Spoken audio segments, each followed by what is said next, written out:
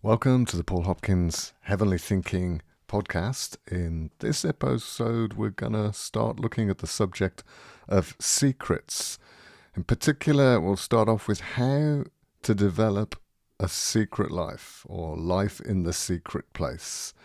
And that's essential if we're going to go deeper with God and get intimate with Him and go into places we long to go for, that closeness we want where we know we're hearing Him and we're with Him, and it's not just plastic, it's not made up, it's not overly influenced by others and what's going on around us, but we have our own intimate walk. And if we're going to get that, we need to understand the role of secret and how that works. I'm going to start with Psalm 91, but just remember what Jesus said in his Beatitudes speech, Matthew 5-7. He talks about when you pray, go into your house, shut the door, and what you pray and do in secret, you'll be rewarded openly. So there's a lot of talk about what is the secret of success, and I want to explore how true success is in secret. So let's first of all turn to Psalm 91, where we're going to discover an important angle on this. It starts off in verse 1 with, "He who dwells in the shelter of the Most High will abide in the shadow of the Almighty." Let me unpack that a bit. He who dwells, that is, he doesn't just visit, doesn't know how to occasionally go there, but learns to live in and from a place. You're dwelling, you've settled. So dwelling is more than just visiting. It's learning to live in and from that place. This is a real place. So this is David speaking, and this is experience. If you know the gist of the psalm, the overall psalm, he talks about the protection of the Lord and the Lord being by him in his everyday life and his battling life. He's aware of the presence of the Lord. And he's saying this is founded in this place of living, of dwelling. And it says in the ESV, the shelter. Other translations would say the secret place, like the hidden secret place of El Elyon. That's the God of the heights, the God who has total authority. If I live in that secret place, now clearly he's not going to some kind of physical cave because he's doing his life and he's noticing that the Lord is protecting him and the arrows are missing him. And he seems to just have the fortune, if you like, when he needs it, which is the provision and favor and grace of the Lord. That's not happening because he's hiding away in a cave. He's saying he's hiding in a cave in another realm. He dwells in the secret place, the hidden place of the Most High. There is a real hidden realm that you can live in and live from. It's accessible. It's in a sense, it's here. It's all around, and the veil to it is thin, but it's accessible. You can go to it in your spirit. And if you do this, you will abide. You will come under the covering, because that's what this picture is now. He will abide in the shadow. You can see the wing coming over of the Lord that puts a shadow over you, and it's a shadow of protection. He will come to rest in the shadow of protection and intimacy, drawn to the heart and the heartbeat of God, of El Shaddai. That is the one who basically provides everything you need. So that secret place is the place we're talking about, going into the hidden realm. And it's so of God to be like that. You might think, oh, why has God hidden things?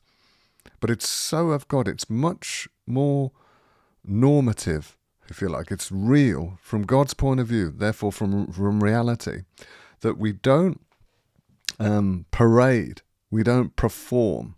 So then if I go back to what I started with, I hinted at the verse that Jesus talks about, Matthew 5-7, where he says, when you pray, go into the secret place. He's contrasting that with the Pharisees who are on the street corners praying out loud for everyone to see. It's a performance. And Jesus is saying it's the opposite to that. That is the religious spirit that doesn't get you anywhere. He in fact says that the reward that you get from the attention and the affirmation of people, that is your total reward. That's all you're going to get.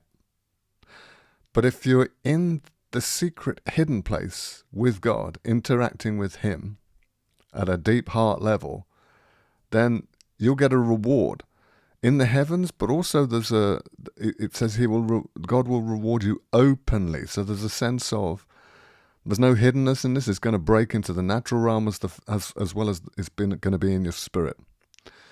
So it is not normal to seek attention. We've learned it. We've made it part of us. We've made it part of our flesh, part of the world system. But it is much more normal to not even be bothered about that. You notice how that's the life of Jesus. He just seems to be unmoved by his popularity or lack of, depending on what is going on. We're living from a place that most people or the world or the crowd can't see, but we're in and we're living from that place. If we're living from that place, then that's where our energies come from. That's what we're moved by. We're not moved by what is seen. So we're not looking for success to be in the visible realm. Of course, it may well break out in the visible realm, but that's not, as Jesus says, God will reward us openly. The reward, the wages, the fruit of this will be open, but it will be in the hidden place, and it will birth from there and go out. So if we're going to go deeper with God, if we're going to develop a lifestyle of living in the Spirit and living from God's presence, then we're going to need to know this secret place. Clearly, David is talking about it as a real place. He's not just making something up to make us feel better, like, I'll pretend there's a hidden place you can be in. It's not really real, but it's just comforting words. It psychologically helps us. It's if you hypnotize yourself with this thought, even though it's not real, then it will happen. Just like hypnotists tell you, to eat the onion and it will taste like a beautiful piece of fruit. That's not true, but you will think that. That's not what's happening here. David is saying, I found this place. I know how to get there. I know how to get to this hidden place. And in fact, I've not just got there, I'm living there. So just stop and think about that for a while. You are able to access this. You are able to go there. You are able to learn to live there. That's the invite of this psalm, isn't it? To learn to live in and from this secret place. So from this, we can get some keys to how we're going to go deeper with God. We're going to go deeper with God, and not primarily so we can tell other people we've gone deeper with God. And you might think that that's not why you're doing it, but it's that rhythm and that flow is so part of the world system. When we have an encounter with God, we so want to tell people about it. Do you know that experience? You've had a great time praying with God, and it's not enough just to experience it. You can't wait to tell people about it. And you may even say, hey, I don't tell many people about this, but I want to tell you.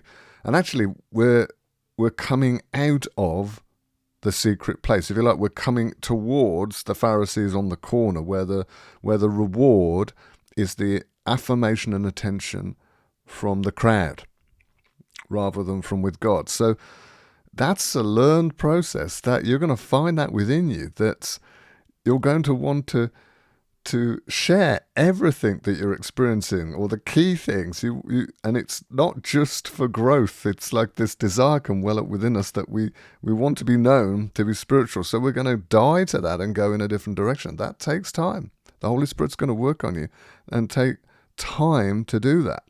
And here's the part of it, is it? It's jumping ahead a bit. God's we're going to reveal secrets to those who know how to keep secrets. So this learning to hold secrets is a God nature thing.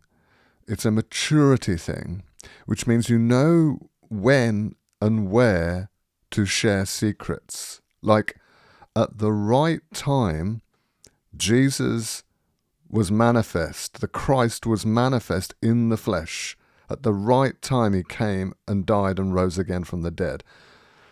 So that was kept secret. So there was hints and pointers, and some people had revelation that pointed to it, that the Christ would come and what it would be like. But basically it was a surprise. It was a secret. And the fact that this would now be for all the nations, not just the Jews, was a long hidden secret, or that was hidden and woven within it. You could get it because Abraham was called to bless all the nations.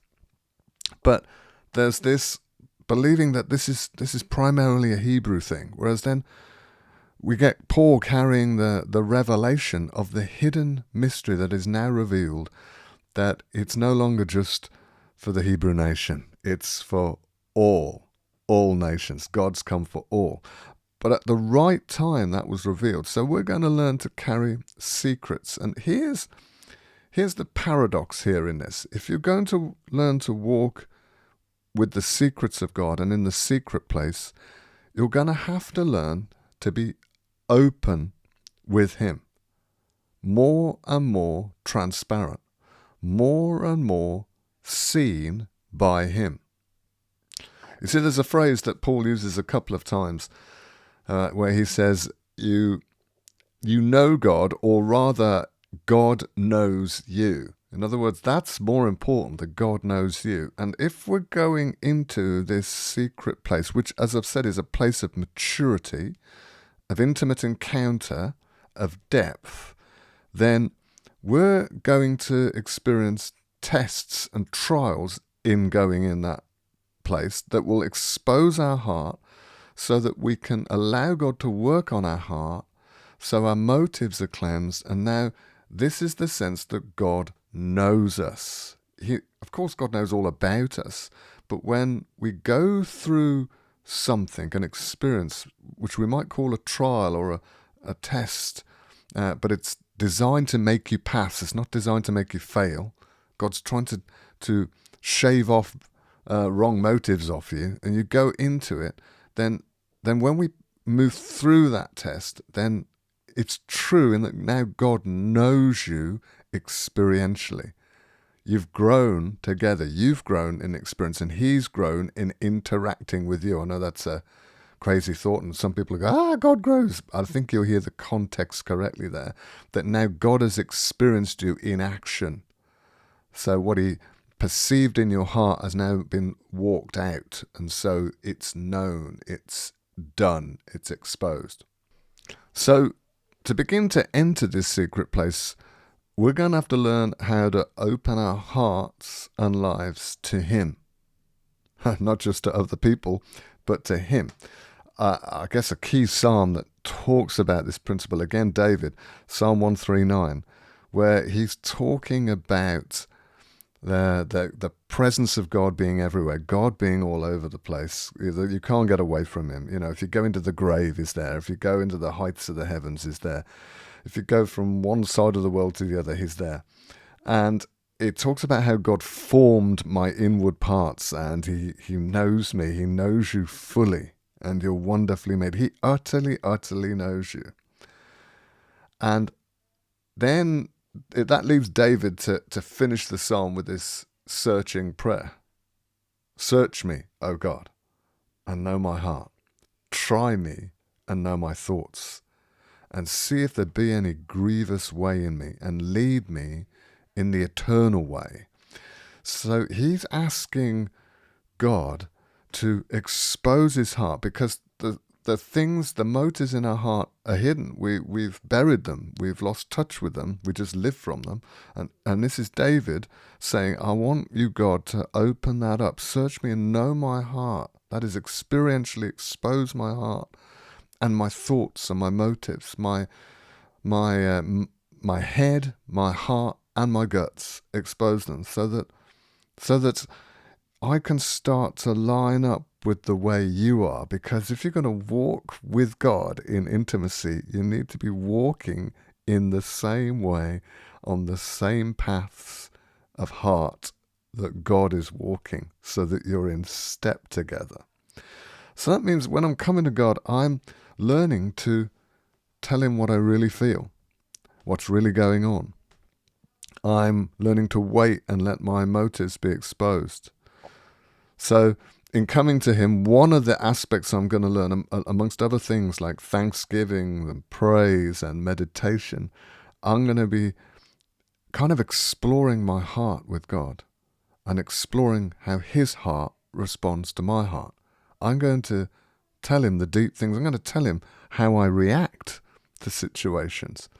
And you have to do this in a secret place, because you don't want that exposing of your heart to be coloured by what is going on in your feelings about what other people think.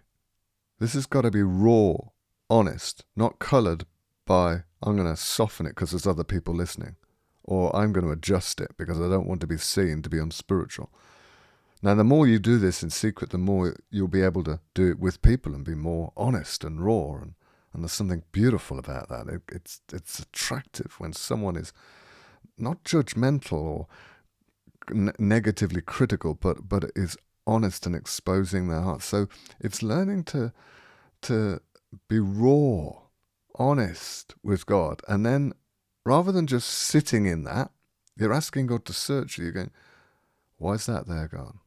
You don't defend yourself. You don't justify yourself. I'm not telling God how I feel about a situation and blaming other people. I'm talking about how I feel and why I might feel that, and what is going on within me that causes me to come out of rest, come out of abiding under the shadow of the wing. What is it that causes me not to rely on God's protection, but rely on my own protection? Because this is going in the opposite direction, remember, of the world system, which is self-protection. And we either are confident in our strength to protect ourselves or not confident in our strength to protect ourselves. But either way, we're focused on ourselves. And this is learning to come under his wing. Why am I trying to defend myself? Or why do I feel I'm a victim? Why do I feel I can't trust God even through this? What's going on? I tell him my pains, tell him my fears. And I'm not seeking to tell him so that he knows how bad the situation is. He knows all about the situation. So that's a religious form of prayer where I think I'm telling God things he doesn't know. No, this is me exploring with him so that I'm known with God. This is what's going on in me, and I don't know why. What's the next layer, God? Now that's the entrance to this secret place. That's, if you like, I can paint that as the doorway where you are becoming real. It's the beginning of Matthew chapter 5, where blessed are those who are poor in spirit. That is totally dependent on God. So I'm heading towards that place. I'm undoing my self-protection and my victim mentality and being seen. That's a deep thing. And that can be going on whether you are alone in a room praying or on a bus in a crowd, but it's going on in your heart silently. It's not about physical location. It just has to be a journey into the secret where you're not parading it, where you're not looking for the affirmation or even at first the counsel of other people. You're learning to come to Father. And we're learning to do that not so that we can do our little bit of that and then we carry on living outwardly for the attention of others for the other 95% of our lives. This is learning to have this as the core, because he who dwells he who dwells in the secret place of the Most High God, El Elyon, will abide, will remain under the wing, under the shadow of the wing of El Shaddai. And that's a good place. It's that place when we've started to learn to live there, the deeper interactions happen with God, where other realms, other spiritual realms are opened up for us, because God can touch our eyes, our spirit eyes, so that we can see, because now it won't puff me up, it won't make me as proud. Of course, it's a test when I start to experience that, whether I will use that to seem good, build a ministry, appear great, or whether I will choose the path of, I just want to be in the secret place. And then if I talk about secrets, it's the right place, the right time, and it's flowing out from that secret place. So that's the beginnings of true success. And we're going to look more at this. But you can see how that attitude of heart in itself is a gateway to this place where you value the hidden secret place rather than the attention, understanding, affirmation of the crowd. It's an inner walk. This is not just for introverts. This is for extroverts as well. It's for those of us who love talking. It's not about whether you talk or don't talk a lot, or whether you like parties or not like parties. This is an inward journey that can be going on in the middle of a party. Of course, there'll be set times when you're alone and you want to expand those times. If you're going to be walking in deep prophetic, and of course not everyone wants to go there, but if you want to walk in deep prophetic intimacy, engaging with angels, seeing the secrets of heaven, engaging with the intercession of the courtroom, then this has to grow. And we will learn from others, but you have to walk it yourself, and it grows, and you can't fast track this. So this has gone on long enough, and I'm going to wind it up, but I think it leaves us, and it leaves you with the challenge, with the call, it's an opening a door to say, walk this way. Explore your secrets with God openly with him. Let him open your heart so that you can begin with purer motives, be drawn into his secret place, where you can just have an increasing contentment that you're dwelling with him, whatever you're doing and wherever you are, because you've learnt to live, to stay in the secret place of El Elyon.